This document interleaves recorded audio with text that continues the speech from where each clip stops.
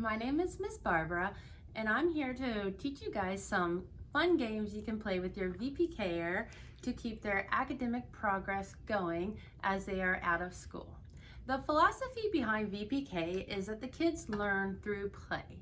So it's important at this time while they're home that you continue that philosophy and they continue to learn through play. And one of the best ways for them to learn is through play of games. So I'm going to go through some games that you can make at home and you can play with your child. The first game we have is called Roll, Say, and Keep. It's very easy to make this board game, and the way you make it is you get a piece of construction paper. You can use a large piece of construction paper, or of course you can always take a smaller piece of computer paper and adapt it. So the way we're going to do this is we're going to take our construction paper and fold it into threes, into a three, fold it like a letter, like that, and then we're going to take it and we're going to fold it in half. We call this folding it hot dog style in school. It's the long way. So now we're left with 1, 2, 3, 4, 5, 6. We're going to take a marker and we're going to trace our creases. Okay. Okay, so now we have 6 squares. So we are going to label each square with one dot, and then we're going to go 2 dots, 3, 4,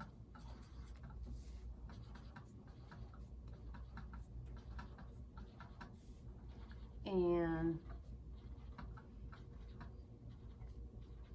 6. So 1, 2, 3, 4, 5, 6, just like that. Okay, so now we have our board made, and so the first step we can do, depending on where your child is you're going to put out little letters for them. These letters can be plastic letters, they can be letters written on a piece of paper. Any way that you can get a letter on here. So the way it goes is now you're going to need a dice. Just grab a dice from any board game you might have, and then the first person who goes, they roll the dice and they get a 1. So I look at the 1 and I see this letter, the letter C. So your child is going to identify the letter C. Maybe they can identify the sound too. C makes the sound k, k, k. And maybe they can come up with a word that also begins with the letter C. Cat, cake, can. So once they do that, they get to keep the letter C, and then you'll replace it with another letter. Then it's mom or dad's turn. 1, 2. The letter is J, J. It makes a sound J, J. A word that begins with the letter J is jar. So then mom keeps the letter J and we replace it with another letter. Now, the important thing to do when you're playing this game is that you take turns, and it's not just your child playing, that you are an active participant playing with your child too. If your child gets to a letter and they can't think of the letter or think of the word, you help them out, and it's okay. If you find that your child, if they collect all the letters and all they're doing is playing with them and they can't concentrate, then instead of having your child get to keep their own letters, just put them back in the bin. Okay, if your child knows all their letters and that's a little easy for them, then we're going to build on the game and we are going to use numbers. Again, these are just plastic refrigerator numbers, but you can use different numbers. You can write them down if you don't have these at home. So again, you roll the dice and we get the number 4, we have to find where the 4. 1, 2, 3, 4. 1, 2, 3, 4. This time it's also very important as a parent to model the behavior that you wish to see in the child. If they don't know how to play this, if this game is a little advanced for them, let's say you have a 4-year-old and a 3-year-old at home and this is advanced, model the behavior so they learn that way. So 1, 2, 3, 4. I look at this number and I have the number 2. 2. And then I'll switch that out for another number. So that's how you could adapt it to the numbers. Now, for some of our advanced kids who are working on their sight words, we're going to replace these with sight words so that they can start learning their sight words. Now, when we learn our sight words, we want to stay with 5 or 6 sight words at first to introduce until we get those sight words down, and then we can introduce some more sight words. So maybe these are the first 6 I choose. So we roll the dice, as we know, 4. 1, 2, 3, 4. 1, 2, 3, 4. A, S, as. This is the sight word as. Okay, good. So maybe we just put that right back there and we go to the next one. Is. This is the sight word is.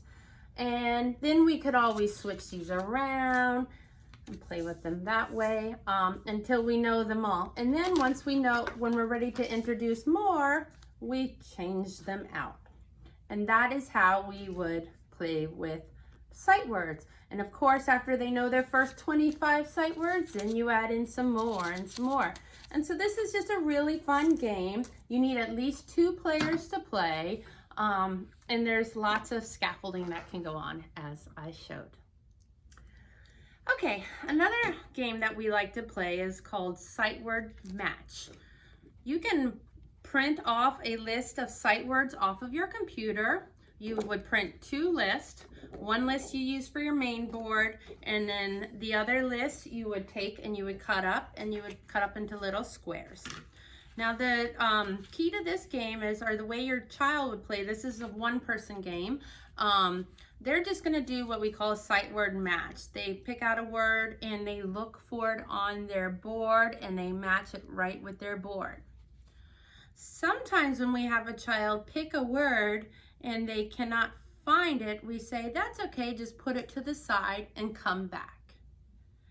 At this point, we're just beginning our learning of sight words, so we don't always know what the words mean or what they say. You know, we're at this point, we're looking at the letters, and they're looking at cues on the letters, so we see that it has a W, and also, so we're going to look for words W, and we see this one ends with the H. So we're just playing around, and this is just to introduce them to sight words. Now this is very common. They might see the word the and they, and they get to do, and they, oh wait, that has a Y. And they might say, Mommy, it's missing the Y. And you can just encourage them to keep looking. If they can't find it again, they put it to the side. Okay, and then that's how you play the sight word match game. Okay, now we're going to talk about a way that we can play memory with our children, and I'm going to show you for our kids that are learning not only their uppercase letters, but their lowercase letters and matching the letters together. So you need index cards for this. So I have A, B, C, D in uppercase, and now I'm going to do A, B, C, D in lowercase. And I flip these over, and then I put some on this side, and we're going to play memory by matching the letters, okay? So we want to match the uppercase B with the lowercase b. I didn't get it, so I'm going to turn it back over. Now it's important when we're learning to play the game memory that we teach the child to pick it right up on this side, leave it right where it is, and leave the other one where they picked from the last turn so we can remember. Uppercase A and lowercase a, we got a match.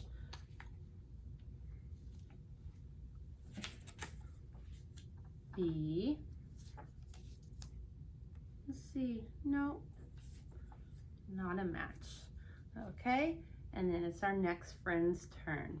We keep all the uppercase on one side and all the lowercase on one. We keep all the uppercase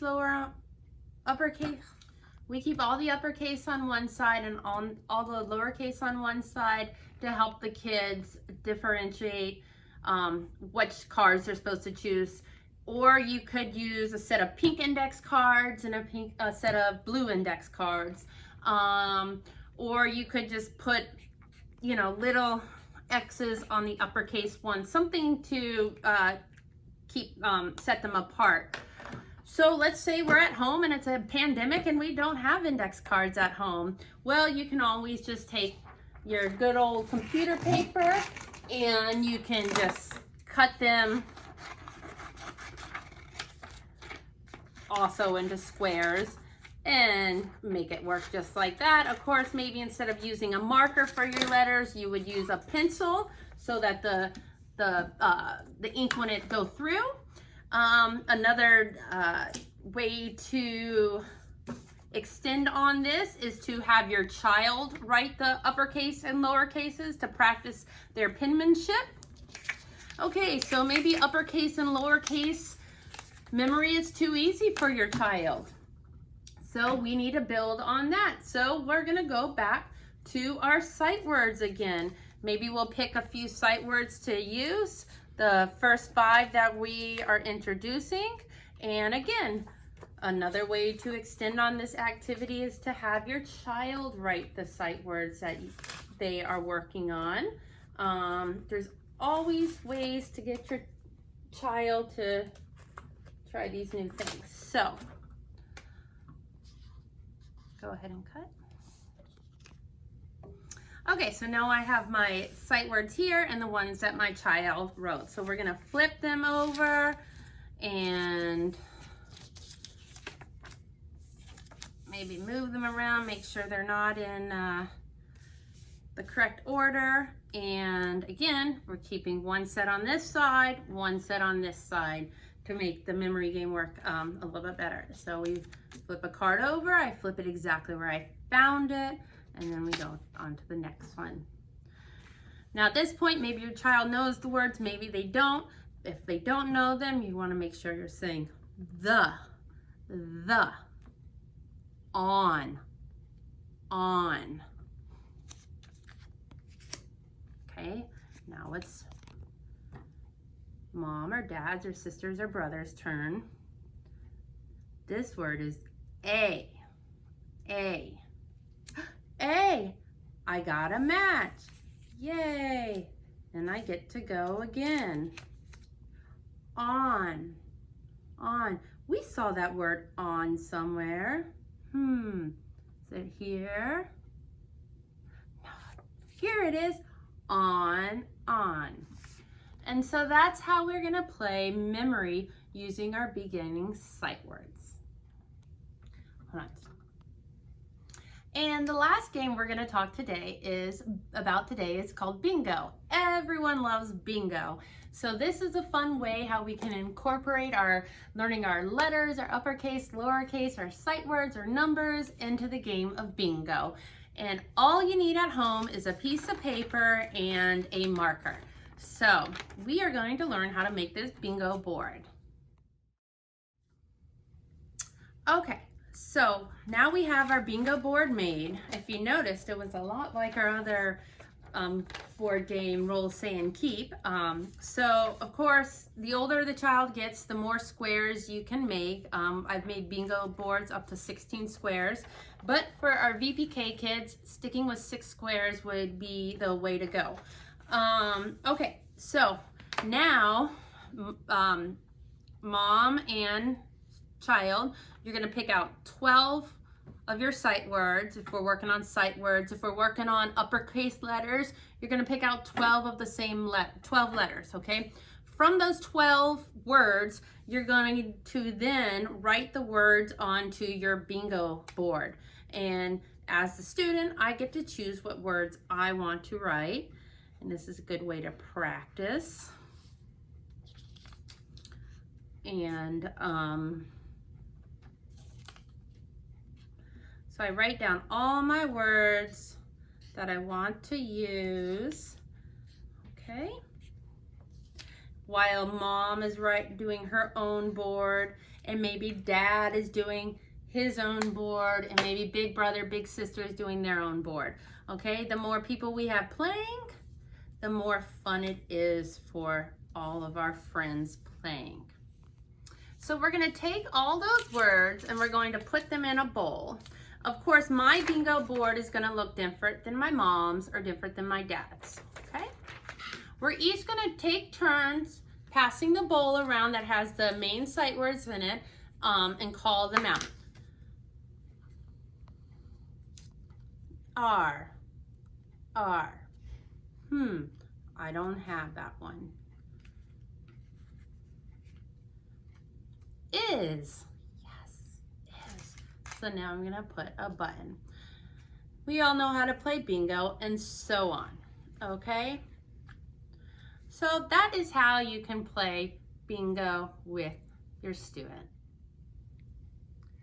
I hope you've enjoyed this segment of the virtual way of VPK and learned some new games that you can play at home with your child. Remember, social emotional learning is super important for this age group, and learning to take turns, learning how to lose, and learning how to win, all as a good sport.